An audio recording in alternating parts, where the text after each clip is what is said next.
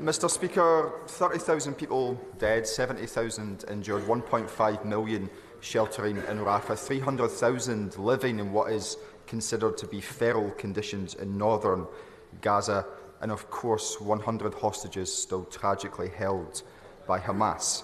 It is the horror of those numbers that demands that this House have its say, just as it is the horror of those numbers that show that this House should demand an immediate ceasefire. Now, President Biden has indicated that that ceasefire may take place from Monday. Does the Prime Minister share in his confidence? Prime Minister. Well, Mr. Speaker, we have consistently called for an immediate humanitarian pause which would allow for the safe release of hostages, including British nationals, and more aid to reach Gaza. We welcome progress on a deal. As the honourable gentleman said, there has been progress, and we urge everyone on all sides to seize the opportunity.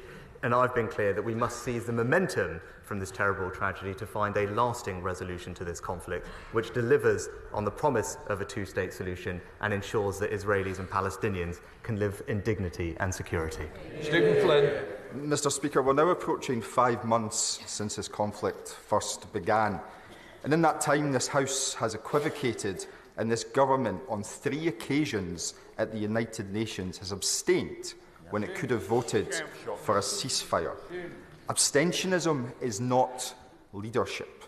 So can I ask the Prime Minister, should this matter now come before the United Nations, with a ceasefire potentially in sight, will he use his government's vote in order to deliver that ceasefire? Prime Minister. Well, Mr. Speaker, we support the United States draft resolution that was discussed with colleagues at United Nations last week, but just calling for an immediate full ceasefire now, which collapses back into fighting within days or weeks, and indeed does not release hostages, including British hostages, is not in anyone's interest. We must work towards a permanent ceasefire, and that starts with an immediate humanitarian pause to get aid in and hostages out. I agree with the honourable gentleman about the suffering of the people in Gaza, and in this country we should be proud of everything we are doing to help them and provide them the life-saving aid that they deserve.